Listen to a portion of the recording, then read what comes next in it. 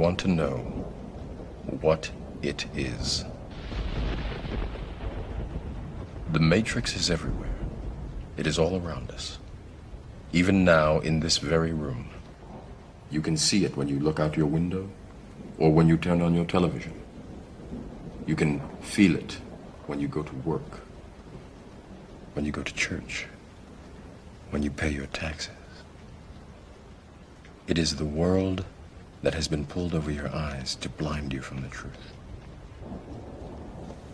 What truth? That you are a slave, Neo. Like everyone else, you were born into bondage, born into a prison that you cannot smell or taste or touch. A prison for your mind.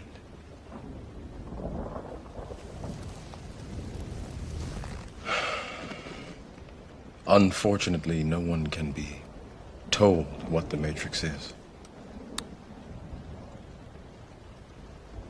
You have to see it for yourself.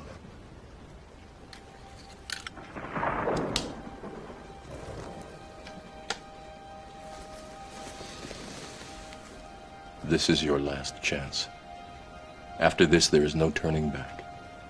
You take the blue pill, the story ends. You wake up in your bed and believe whatever you want to believe.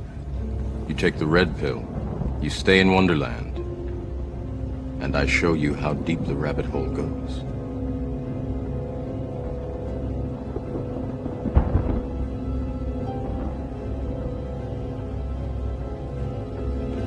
Remember, all I'm offering is the truth, nothing more.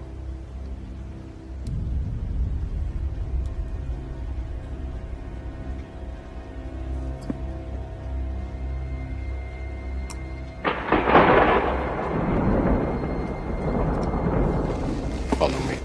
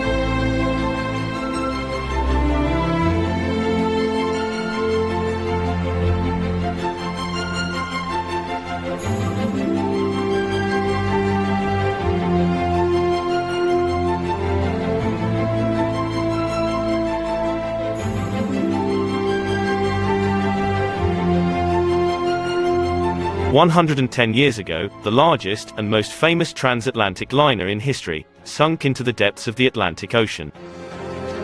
We are all familiar with the story and continue to find it extraordinary, despite more than a century having passed since the incident. On the 10th of April 1912, the Titanic began its maiden voyage, departing from Southampton, England, bound for New York. The ship left almost an hour late, as it nearly collided with another ship moored in the harbor.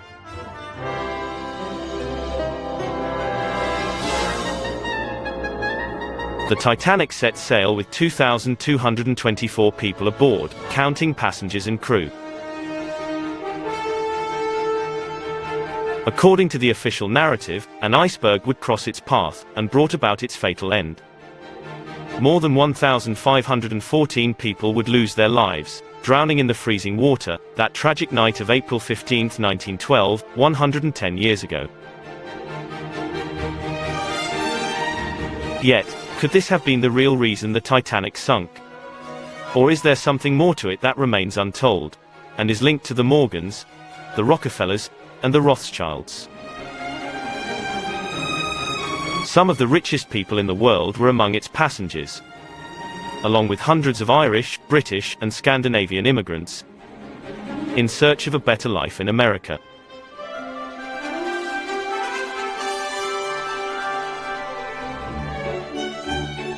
As far as luxury and comfort were concerned, this huge liner was designed to be cutting edge. It was equipped with a gymnasium, indoor swimming pool, library and fine dining restaurants, as well as opulent cabins for first-class travelers. The Titanic was considered the ultimate luxury. It was said that you could sink knee-deep into its plush carpets. An exaggeration that nonetheless suggests the great care builders took in fashioning every detail of its interior.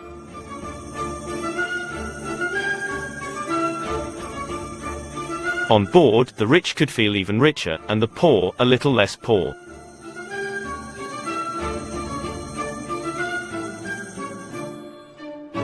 All of these factors were complemented by advertisements that extolled how safe the Titanic was, and it was called the unsinkable ship. The engineer who designed it, Thomas Andrews, realizing that the company was taking on an excessive challenge, made extraordinary advancements as far as safety features were concerned. With a double-bottomed hull, divided into 16, remotely activated, watertight compartments, no one envisioned anything worse than an accident that could shatter 2 or 3 of the bulkheads forming those divisions. The ship would have remained afloat with up to 4 compartments flooded.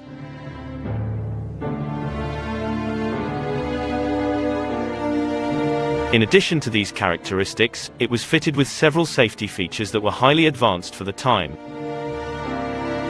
However, other features proved to be insufficient, like the fact that it only carried lifeboats for 1,178 passengers, little more than half of the number on its maiden voyage, and a third of its total capacity of 3,547 people. The history of the Titanic, and that of its 2 twin ships, the Olympic and the Britannic, began in a London manor owned by Lord James Pirrie, majority shareholder of the world's largest shipyards, Harland and Wolff, in Belfast, Northern Ireland. On the night of June 10, 1907, James Pirrie met with Bruce Ismay, Director General of the White Star Line Shipping Company, and they decided to build the 3 largest ships in the world. That very night, they would even decide each ship's name. The first would be called the Olympic, the second, the Titanic, and the third, the Gigantic. However, after the tragedy, the third ship was called Britannic. Of the 14,000 workers employed at the shipyards, it took about 3,000 laborers working intensively for 27 months to complete the construction of the Titanic. It required 27,000 tons of the best steel available at the time. When it set sail on the 10th of April 1912, the Titanic was the biggest ship in the world, measuring almost 269 meters long, 28 meters high, and 54 meters wide. It all began in 1903, when the American tycoon and banker, John Pierpont Morgan, better known as J.P. Morgan, stood at the helm of the International Mercantile Marine Company and acquired the White Star Line, a British freight and passenger shipping company. A few years later, in 1907, construction began on a series of luxury ships, designed for the long-distance transport of passengers.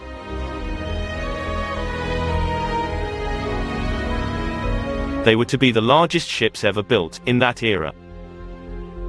Ultimately, three very similar ships were constructed, the Olympic and the Titanic, which were identical, followed by the Britannic.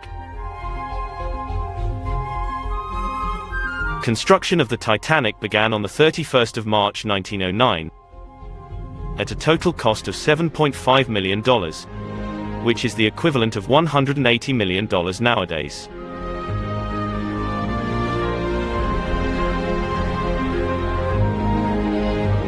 John Pierpont Morgan, a multi-millionaire entrepreneur, who was dominant in the world of corporate finance, was known for having created companies like J.P. Morgan and Company, General Electric and U.S. Steel. And he is one of the best-known participants involved in the historic event called the Financial Panic of 1907, the financial crisis that bankrupted many banks and businesses, as the New York Stock Exchange fell 51% compared to its value the previous year. For many, it was a tragedy.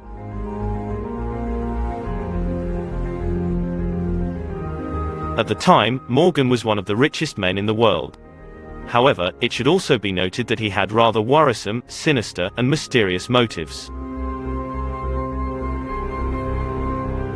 It is said, for instance, that he began his financial career at the age of 24, secretly buying up broken Civil War weapons for $3 each, and then selling them for $22 apiece. The fact that his beginnings involved a scam certainly did not help his reputation. Yet, there is no doubt that the most notorious scandal surrounding the figure of J.P. Morgan is linked to the Titanic tragedy in 1912. American political issues may have come into play here, but more frightening still is the possibility that someone would consider orchestrating a maritime tragedy to wipe out potential competition. In order to fulfill one's political and financial plans, hindrance-free, just as the financial elite have always done.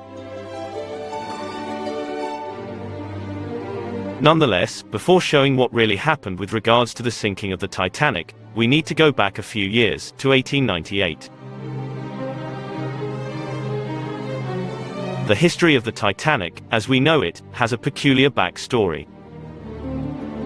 In that year, a writer called Morgan Robertson, a U.S. Navy official, published a novella entitled Futility, or The Wreck of the Titan.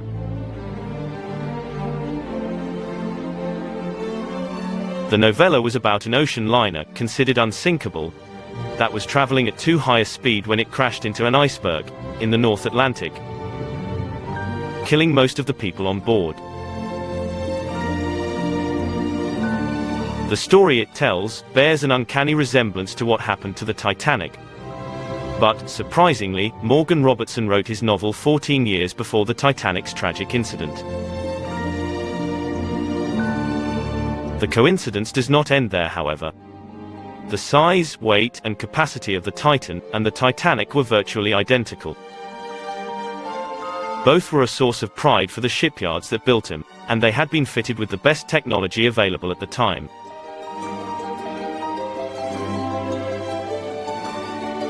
Both were described as unsinkable. Furthermore, the two ships featured luxurious accommodations designed to attract the era's multi-millionaires, and neither had a sufficient number of lifeboats on board. The ships hit an iceberg on their starboard side, 400 miles off Newfoundland, on an April night, and sank in the North Atlantic. 2,200 people perished on the Titanic, whereas 2,500 died on the Titan. There are many more coincidences, or parallels, that can be drawn between the factual Titanic and the ship described in the novel. All of these elements raise a number of suspicions that the Titanic existed to fulfill the aims of the book's author, whose purpose was truly sinister. Just the thought that the ship was never supposed to reach its port of arrival is disturbing. What if everything that transpired was actually part of a well-thought-out, Machiavellian plan? 3 years after the sinking of the Titanic, the lifeless body of Morgan Robertson, aged 53, was found in the hotel room where he was staying. Poisoning was stated as the cause of death. Hence, another coincidence that is difficult to explain. Yet what links J.P. Morgan with Robertson's book? It should be noted that Robertson's famous novel was the most striking of a number of well-known books, legends, and stories that appeared years before the Titanic tragedy, which appear to prophesize the disaster that would eventually take place. For instance, 6 months before the disastrous incident, German writer Gerhard Hauptmann also published a novel called Atlantis, which more or less follows the style that, years later, would characterize James Cameron's famous film, Titanic, a love story on board a large ship that sinks after crashing into an iceberg. Similarities between the book and the accident were so blatant that years later, when a silent film based on the book was produced, it was banned by the Norwegian government for being in bad taste.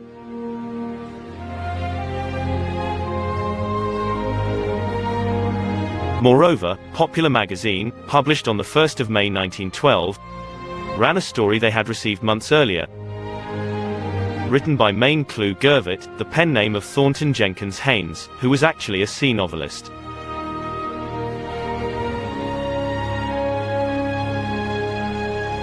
He recounts the story of a shipping liner hitting an iceberg in the North Atlantic, and the passengers' fight for survival.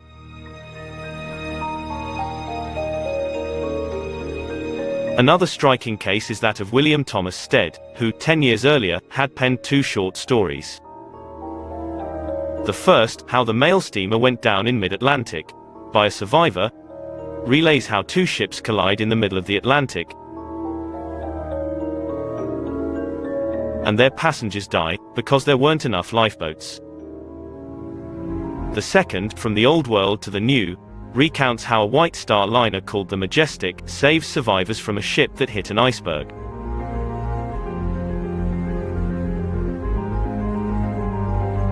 The most interesting thing about Stead's story is that he too was a passenger on the Titanic, who would end up dying in the disaster. Striking or not, building the Titanic was J.P. Morgan's idea. Thanks to his wealth, he was able to construct one of the largest ships the world had ever known. Another important fact is that some of the richest people in the world were on board, and many of them opposed the creation of the Federal Reserve and that of central banks.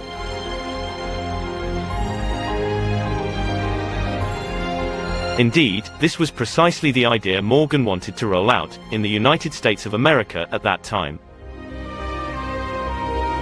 Another significant point is that J.P. Morgan had booked a ticket for the Titanic's first voyage, but he cancelled the reservation at the last minute just before sailing, citing illness as an excuse.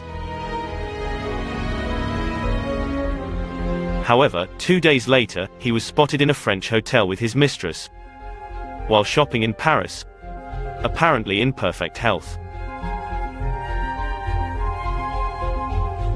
An avid collector and art connoisseur, J.P. Morgan, treasured great works of art. Just hours before the Titanic's departure, he had several bronze statues and other pieces he owned taken off the ship.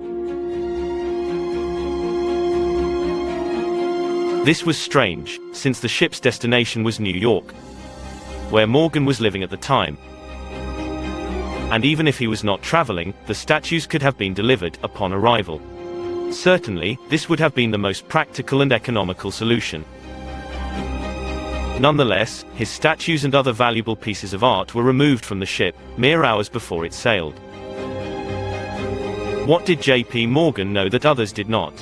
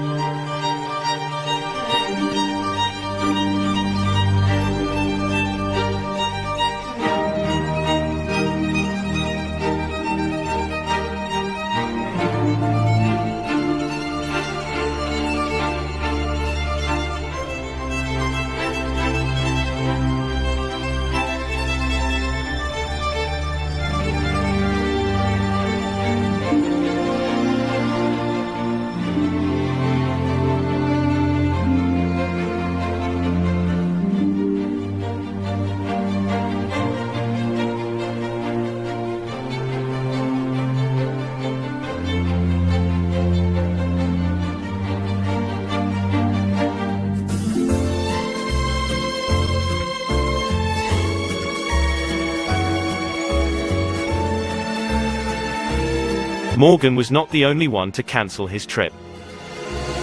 A friend of Morgan's, Milton Hershey, also cancelled his voyage at the last minute and survived to build, years later, the Hershey food empire.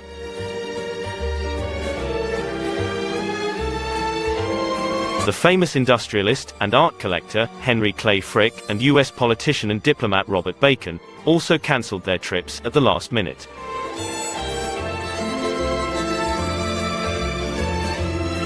Lord William James Pirrie, chairman of the shipyard that built the Titanic, also flatly refused to travel, reneging at the last minute. It is obvious that he knew something of Morgan's dark, sinister plan and of his death ship. What role did the Jesuits play in the sinking of the great transatlantic liner? It is known that several powerful people played a part in this fateful conspiracy, crafted by the Vatican's Jesuit Illuminati elite. Another very strange event is also worthy of note. The most powerful man in Ireland, Francis Brown, also a Jesuit, boarded the ship in Southampton with camera in tow. He spent the whole day taking hundreds of photographs and making sketches inside the ship, which would include photographs of the important people who would die aboard. And the next day, he got off the ship at the port of Cork. While aboard, Francis Brown befriended a very wealthy family, who offered to pay for his entire journey to New York and back to London. He declined the offer, saying that his superiors had told him to get off in Cork. But just minutes before disembarking, he had a private meeting with Captain Smith. On a related note, it is very strange that around 50 first-class passengers cancelled their tickets at the last minute. And coincidentally, all of them were Morgan's friends or colleagues. Is it possible this was merely a coincidence? Why did they not want to get on board? Could there have been some sort of secret connection between the Catholic Illuminati religion and the top conspirators involved? Precisely in those years, these wealthy individuals had developed a plan to achieve dominance and control, which involved the most prominent members of organizations belonging to the Morgan, Rockefeller and Rothschild families, who wanted to create a Federal Reserve System in the United States. This would mean that a central bank would control the American economy. Worse still, everything would shift into private hands, as was already the case in several European countries. These corrupt men had stopped fighting amongst themselves, joining forces to create a debt system that would make them even richer, at the cost of impoverishing citizens, who would ultimately be the ones forced to pay the debt incurred through taxes, and without ever really realizing it.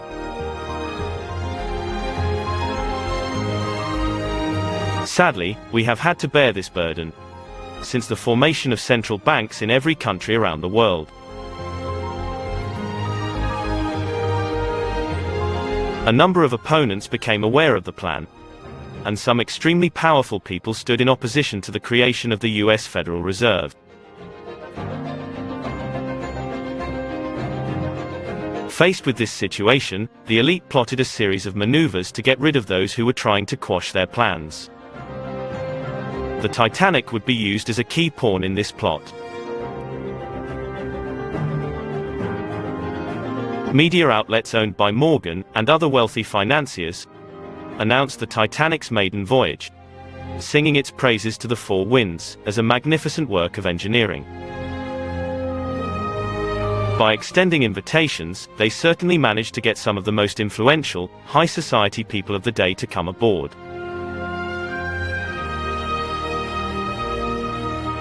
Among its passengers, there were three men who stood out for their fortunes and power, namely the Copper King, Benjamin Guggenheim, a mining and metallurgy magnate, Isidor Straus, an influential Jewish-American entrepreneur, owner of the large department store chain, Macy's, and John Jacob Astor, owner of the Empire State Building and the famous chain of Astoria hotels, who at that time was the wealthiest man in the world. It should also be noted that he was a friend and patron of Nikola Tesla. All three were strongly opposed to the plan to create the Federal Reserve System, and coincidentally, would die on the Titanic. Additionally, all three were against the First World War, which was an obstacle to Morgan and his circle.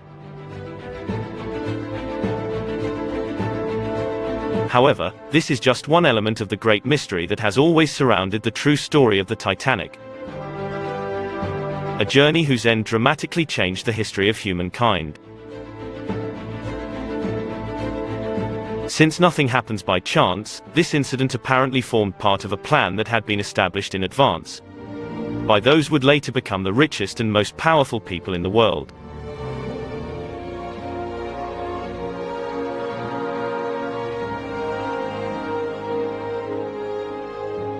Everything points to the fact that J.P. Morgan built the Titanic to get rid of the competition and to create the Federal Reserve, following the diktats of the Jesuit order, which is one of the most influential orders within the Catholic Church.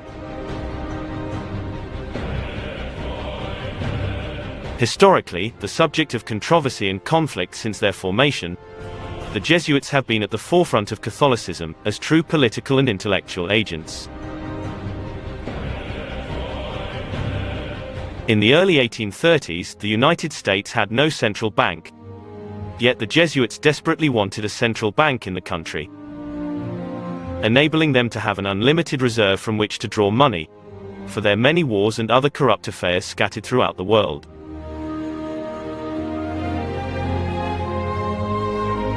The creators of the Federal Reserve had a powerful ally in Europe, the Jesuits. This powerful Catholic organization, which many continue to consider the real power behind the Pope, had been trying for years to reform the economy and orchestrate power exchanges in Europe. Is it a mere coincidence and pure chance that Pope Jorge Bergoglio is prophesied to be the last pope of the Church of Rome, and is a high-ranking figure in the Jesuit order?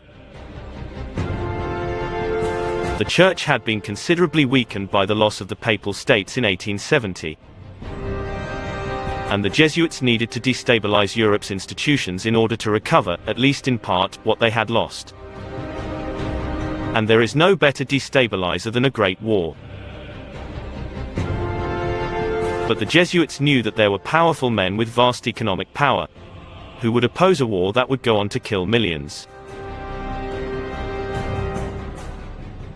All of them, including the aforementioned Guggenheim, Strauss and Astor, among others, were invited to inaugurate the world's most luxurious ship, the Titanic.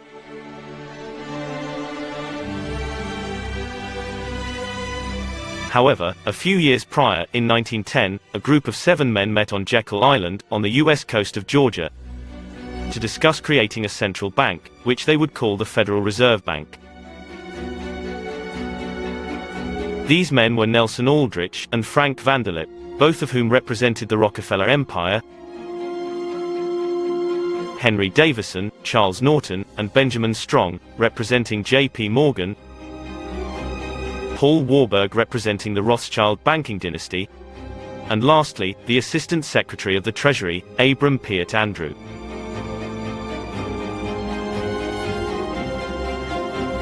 These 3 financial families, the Rothschilds, the Morgans, and the Rockefellers, would do whatever it took to destroy America's constitutional freedom and place the Pope at the helm of worldwide domination, whilst constantly attacking America's constitution and civil liberties. There were a number of rich and powerful people who made it clear that they were not in favor of the creation of the Federal Reserve System. The Titanic, the so-called unsinkable ship, would become the vessel of death for those who opposed the Jesuits' plans to create the Federal Reserve.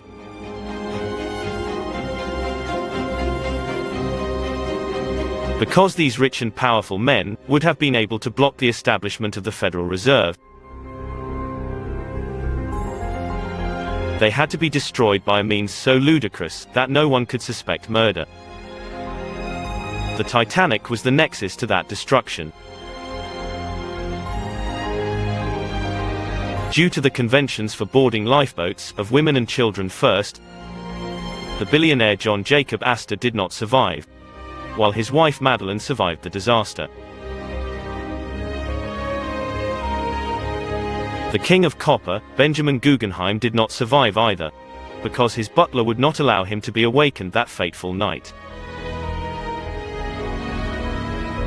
As for Isidor Straus and his wife Ida, although the evacuation began with women and children, Ida got off the lifeboat because she refused to leave without her husband. We have to remember that the Titanic belonged to J.P. Morgan, and that its captain, Edward Smith, had been captain of the Olympic as well as the Titanic.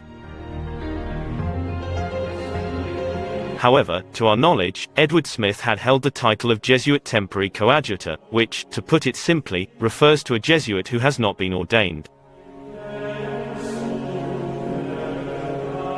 Temporary coadjutors owe their allegiance to the order until death, even if they are not priests. Captain Smith had sailed the North Atlantic for 26 years, and he was the world's most experienced expert on transatlantic routes. And yet, did he have special orders that influenced his peculiar decisions to steer the Titanic at higher speeds than those expected, considering the vast number of icebergs in that leg of the journey and the risk they represented? Some historians say that this tragic ship's captain coined the phrase, "Even God himself couldn't sink this ship." Yet others link it to the wife of wealthy Albert Caldwell, who watched employees loading equipment in the Southampton port, and asked one of them, "Is it true that this ship cannot sink?" To which the docker answered, "That's right, ma'am. Even God himself couldn't sink this ship."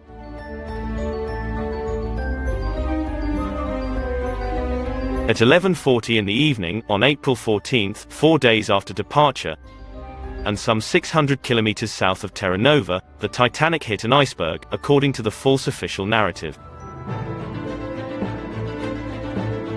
The collision opened several hull plates on the starboard side, below the waterline, along 5 of its 16 bulkheads, which began to flood. For 2.5 hours, the ship's bow section gradually sank, while the stern rose, and several hundred passengers and crew members were evacuated in lifeboats.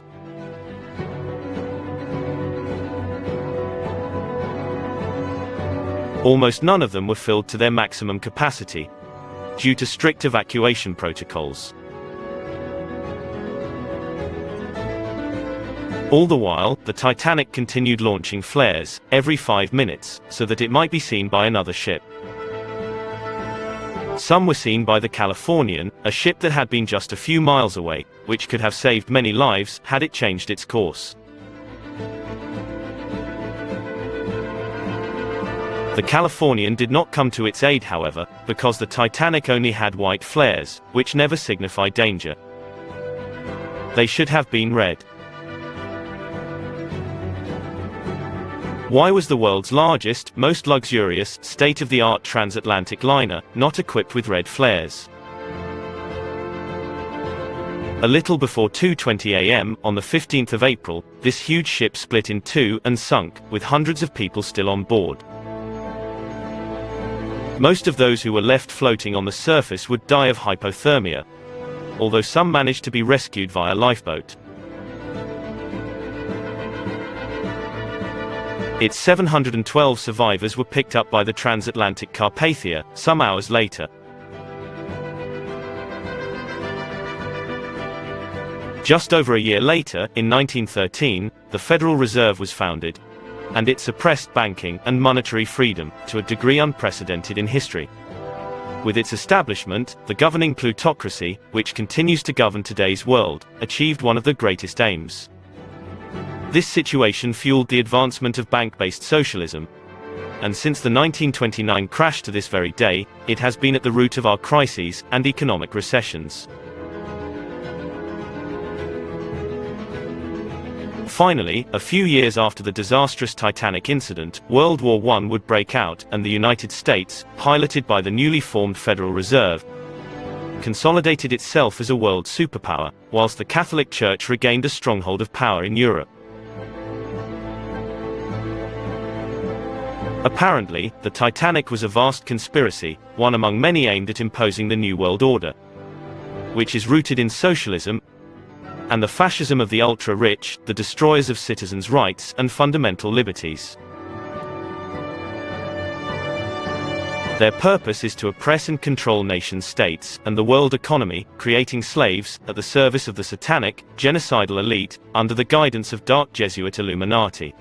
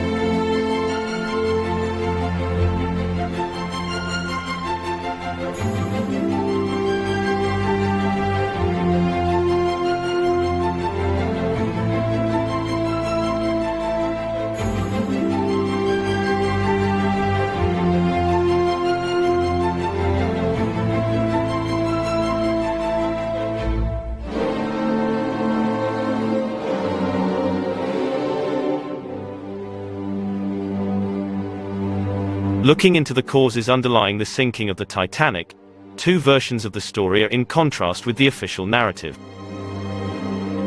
The First World War had not yet begun, but plans and preparations were already starting to be made, in the Titanic's era. Germany, which had been researching the construction of submarines since 1856, had inaugurated its fleet, known as the U-boats. In 1906, it debuted with U-boat 1, followed by the more sophisticated U-boat 2, in 1908. It is possible that several U-boats were patrolling the North Atlantic seas, carrying out certain maneuvers and testing their capabilities. A minor collision of a passenger ship with an iceberg would have damaged the ship without causing it to sink. However, it was the perfect opportunity to test their new submarine weapons without provoking an international incident. And so it was that the German submarine fired a torpedo at the Titanic. We are very familiar with how the principal elites exercise their power.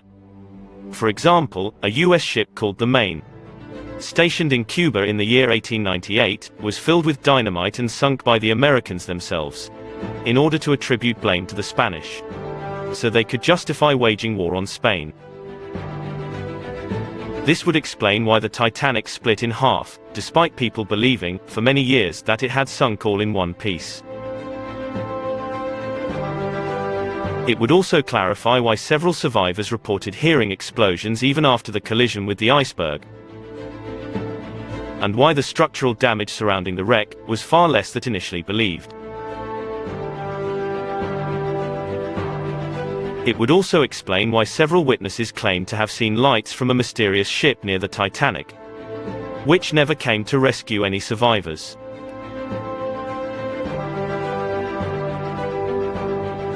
This mysterious ship was always thought to be the Californian. Yet, its captain swore, to his dying day, that his ship had never been that close to the Titanic. Furthermore, he claimed to have been surrounded by ice, and unable to move at the time. If the U-boat theory is true, the mystery ship may have been the submarine that went afloat to see the outcome of its attack.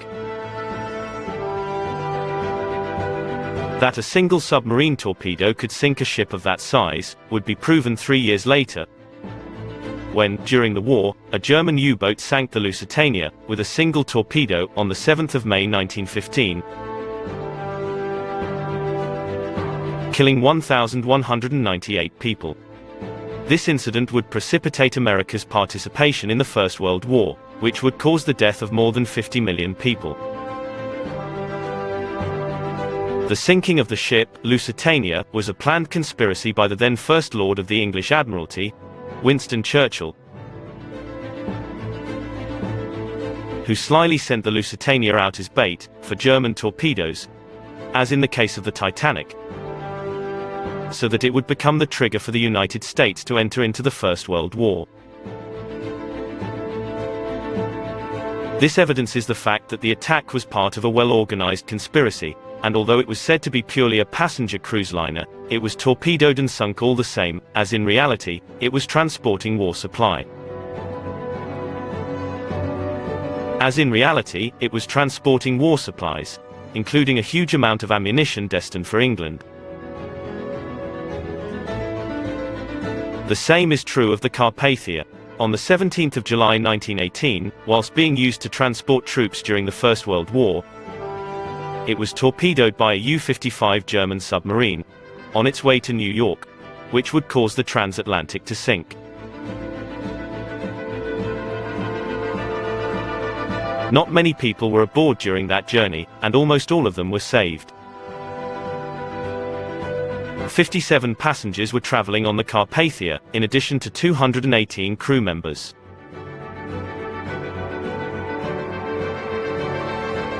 They were rescued by Snowdrop, which arrived just as the German submarine was approaching the location where the survivors' lifeboats were located. Despite these facts, it is likely that the most well-known episode involving the Carpathia dates back to 6 years prior, when, on April 15th, at dawn, it rescued more than 700 passengers from the White Star Line ship, the Titanic. This military conflict, like others of its kind, would only benefit private bankers getting rich off credit offered for the military expenses all nations incurred, no matter what side they were on.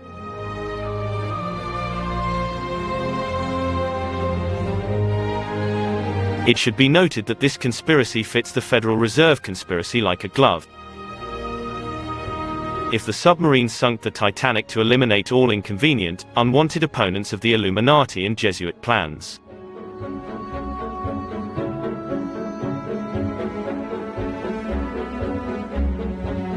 We also have to consider another version of the story surrounding the sinking of the Titanic, which suggests that the sunken ship was actually the Olympic, not the Titanic. When the Olympic began to sail, the Titanic was still under construction. Everything was running smoothly, until a tragedy occurred in 1911. A British Navy ship, the HMS Hawke, ran into the Olympic head-on, leaving both ships seriously damaged.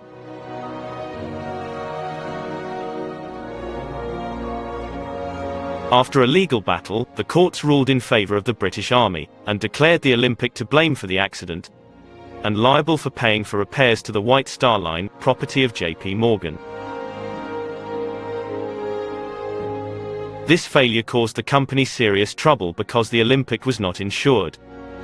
But the Titanic was, and the money received was used to repair the Olympic, which would sail the seas for 20 years.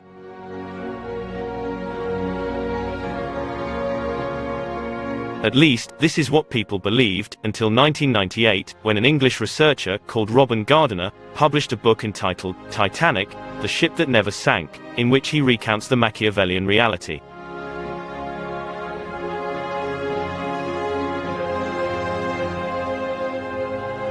What remains certain, according to Gardiner, is that with the loss of the Olympic, the White Star Line did not have enough money to repair the damaged ship completely, or to finalize construction of the Titanic, which is why it decided to engage in one of the most ancient forms of maritime fraud, namely, passing one ship off as another.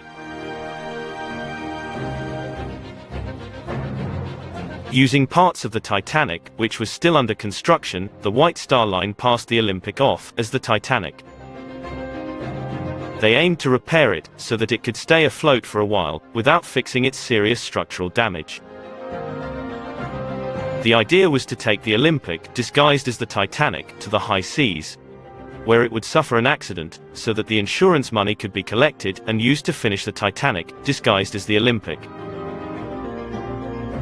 And just who was to set sail as captain of the fake Titanic, on the ship's maiden voyage? The captain of the Olympic, Edward John Smith. What is certain is that after the collision with the HMS Hawke, and before the Titanic's voyage, White Star Line decided to repair the Olympic, and make the changes that would make it possible for it to be passed off as the Titanic, which involved changing the ship's paint, and overall appearance. Another discovery points to the fact that one of the lifeboats rescued by the Carpathia was labeled as belonging to the Olympic. The Olympic and the Titanic were essentially twin ships, with the same structure and materials. They looked the same, but not to the trained eye, particularly because of name labels displayed in certain parts of the ship. According to Robin Gardiner's research, the switch was made during their berth in Belfast. The Olympic was due to pass through the port for repairs, and that is where a group of workers switched its signage, lifeboats, and other details, to make the Olympic pass as the Titanic.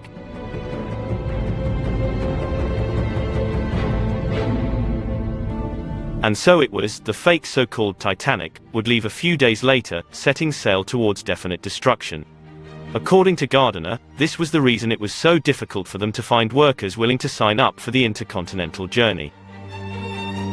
Despite the fact that the UK was in the middle of a coal strike, and a lot of manual labourers were unemployed. Rumours from the shipyards would have reached ordinary folk, who decided to pass up the job offer. A ship like the Titanic was designed to stay afloat, and to resist impact, like the kind it supposedly suffered.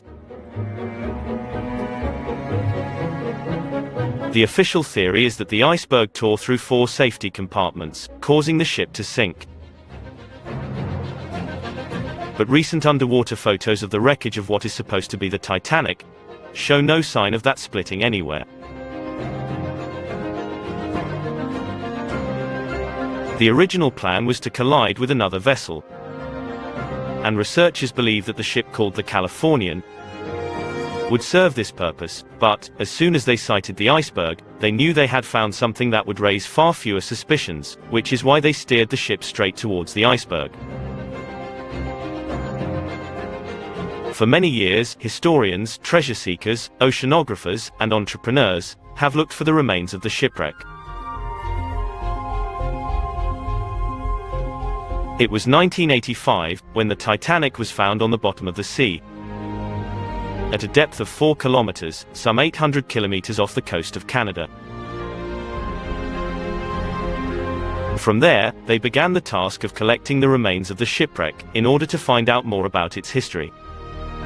Although the recovery work is still not finished, rescued objects provide striking information about the Titanic scam.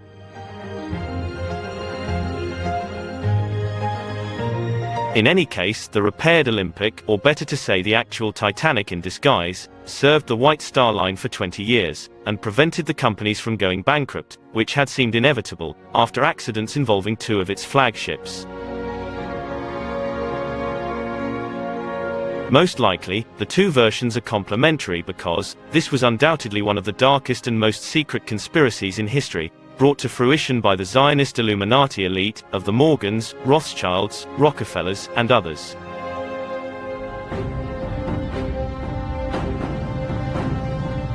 As so it was that this sinister cartel managed to remove those opposed to the Federal Reserve Central Bank, by torpedoing the fake Titanic, and collect an insurance payout on her irreparable ship, which was actually the Olympic. There is no doubt that certain people benefited greatly from this fateful event. It is suspicious that Morgan and his friends decided at the last minute not to board. Is it possible they knew that the Titanic would meet an untimely end? In the meantime, citizens the world over continue in their lack of awareness, as we continue to give the ruling elite our money and labor, so that they can stay at the top of the pyramid. The lies and deception are becoming increasingly clear, however, and this scares them, because everything is turning against them.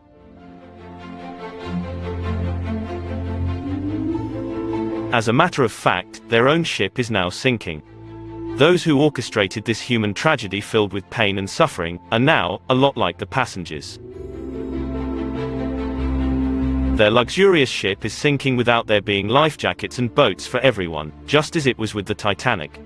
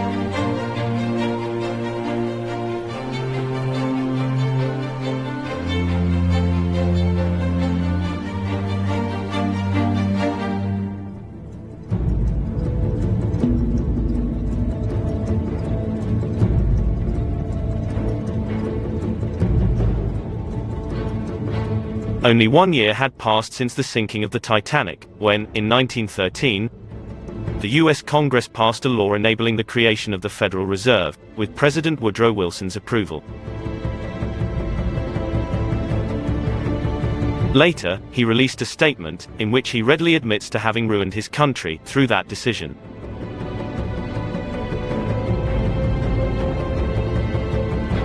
Morgan's move to get rid of those opposing the creation of the Federal Reserve had another negative effect. That would impact new discoveries in the realms of energy. Since John Jacob Astor, besides being the richest man of his day, was also a good friend of Nikola Tesla and, of course, his patron as well. Tesla received the funds he needed to develop his experiments on free energy, in addition to being a guest at the Waldorf Astoria, owned by Astor. However, after the sinking of the Titanic, Tesla would accrue a huge number of debts that he was, ultimately, unable to pay, and had to dismantle his equipment. Until 1906, J.P. Morgan, proprietor of General Electric Company, who owned the monopoly on electricity, had funded Nikola Tesla, who it is claimed held two valuable patents, that of the radio and the fluorescent tube. Yet, when Morgan asked Tesla how he had spent his money, the latter answered, "For the good of humanity." Tesla had invested the money to build the Wardenclyffe Tower, via which he wanted to send energy through the atmosphere, anywhere and everywhere, at zero cost. In other words, he was working with free energy, which Morgan didn't like at all.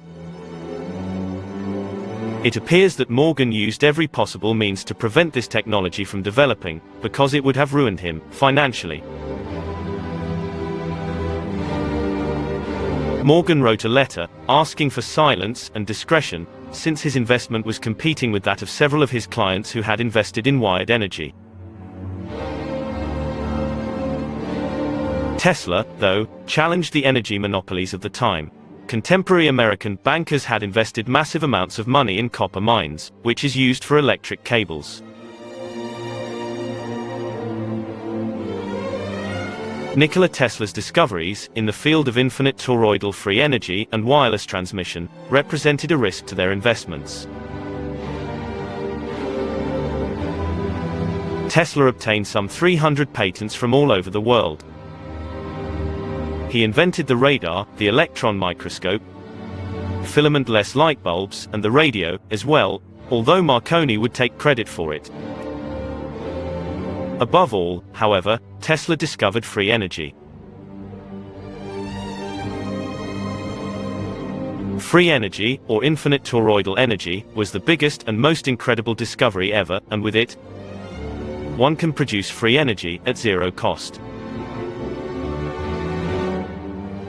Obviously, this was not at all convenient for the New World Order of the Jesuits Illuminati. Then, like now, they wanted to continue using wired energy, and would not allow for free, toroidal, photonic energy, no matter what. The elite is well aware that, if free toroidal energy were used worldwide, they would become nobodies. They comprise only 1% of humanity, while we are the 99%. The macabre cartel of the Morgans, Rockefellers, Rothschilds saw their ambitious projects were at risk, and they decided to remove all obstacles standing in their way. They concluded that the best thing to do was to eliminate John Jacob Astor, so that his friend, the famed inventor Nikola Tesla, would have no one to fund his incredible free energy project that would have brought about a great future for humanity.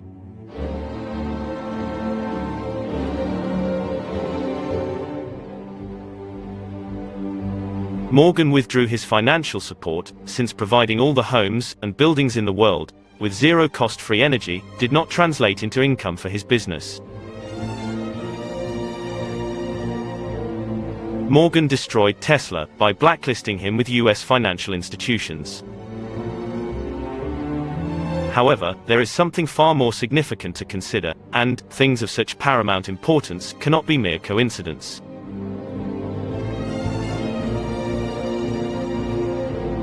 As previously mentioned, several investors seeking to finance Tesla were aboard the Titanic, as were a good number of politicians who opposed the privatization of the Federal Reserve. And this satanic project would serve to enslave nations and states, whilst allowing the issuing of US currency to be controlled by a branch of the private sector, and hence the complete control of the nation's finances, at the behest to these oligarchs' interests.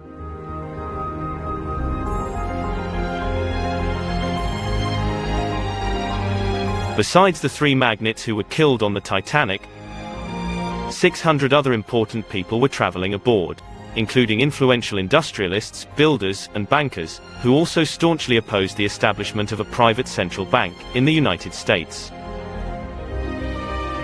There is no doubt that their deaths would benefit J.P. Morgan's plans and those of his Jesuit Illuminati associates of the New World Order.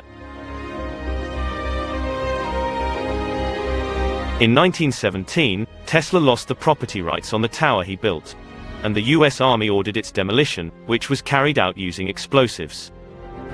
Their excuse was that it could be used by German spies. Tesla died alone and penniless in 1943, after having been cheated by Thomas Edison and J.P. Morgan. FBI Director J. Edgar Hoover seized all his documents and research materials, classifying them top secret. And he did so accompanied by John G. Trump, paternal uncle of former US President Donald Trump, who was then an electrical engineer and professor at the Massachusetts Institute of Technology. Potentially, they were used for projects such as HAARP, or for social control, via electromagnetic waves.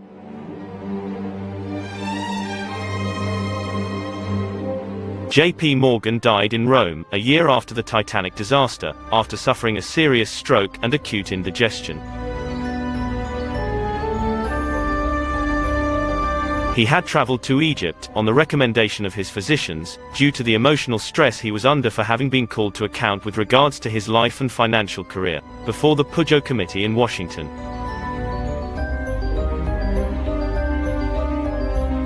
The Pujo Committee was a subcommittee of the U.S. Congress in 1912 to 1913. That was formed to investigate the so-called Money Trust, a community of Wall Street bankers and financiers who exercised powerful control over the nation's finances. After visiting a series of archaeological sites in Egypt, which most likely included the pyramids, he finally went to the ruins of Karnak, where his precarious health got even worse. John Pierpont Morgan died on the 31st of March 1913. Could the Justice of Anubis have held him to account, 1 year after the Titanic sank? Morgan never saw his Machiavellian dream become reality. The Federal Reserve, for which he sacrificed many lives, was passed into law on the 23rd of December 1913. On a related note, if we consider Morgan's strange death, which took place after he fell gravely ill in Egypt, it is also fitting to recall the revenge of the mummy traveling on the Titanic. Was Morgan affected by this curse?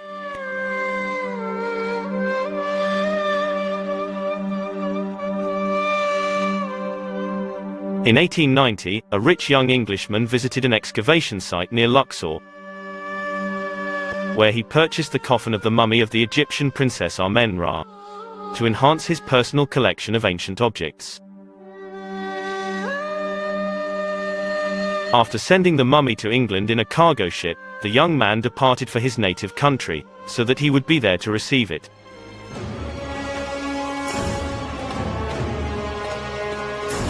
However, he mysteriously disappeared during the voyage to England. Apparently, he fell off the ship and drowned, without anyone realizing it.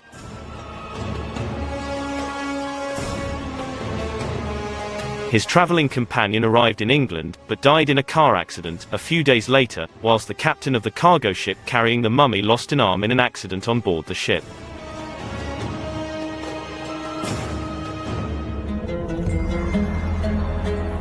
The unclaimed mummy left in the port was purchased by a trader, who, days later, was injured in an accident, and his house burnt down.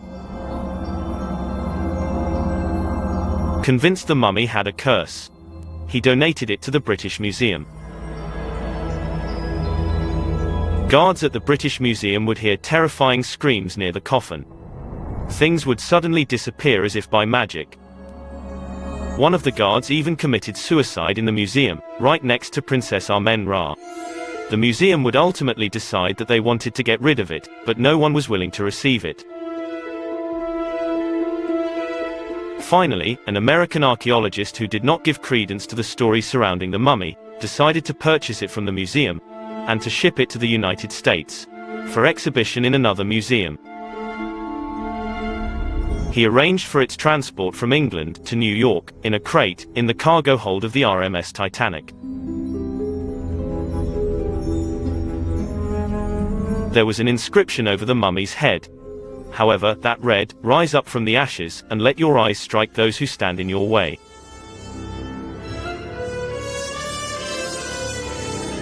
Although no records exist regarding the fact that an Egyptian mummy was traveling on the Titanic as cargo, some argue that the archaeologist had been keeping it hidden, to avoid having to pay entry tax.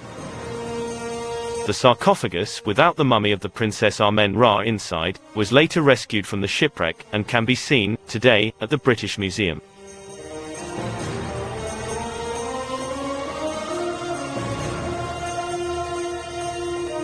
Apparently, the journalist who originally discovered this mummy's curse, Bertram Fletcher Robinson, was assassinated in 1907 at 37 years of age right before publishing his research, according to claims by his friend, the famous author, Sir Arthur Conan Doyle, which he would discuss in publications including Pearson's Magazine, and the Daily Express, which later were also the first to publish Robinson's analysis. After numerous newspaper and magazine articles, in addition to several books and films on this controversial subject, the sinking of the Titanic continues to be a debated issue. Nonetheless, recent submarine research, focusing on the remains of the shipwreck, shed light on the scam perpetrated against us. Indeed, recent findings suggest that the ship on the bottom of the North Atlantic is the Olympic, and not the Titanic, as we have been led to believe.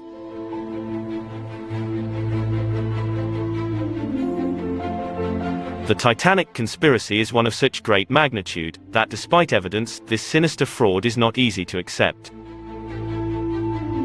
Yet, if this accident involving the largest and most luxurious transatlantic liner in the world was merely coincidental, or simply bad luck, why did JP Morgan and several of his friends cancel their reservations at the last minute, and not board the ship?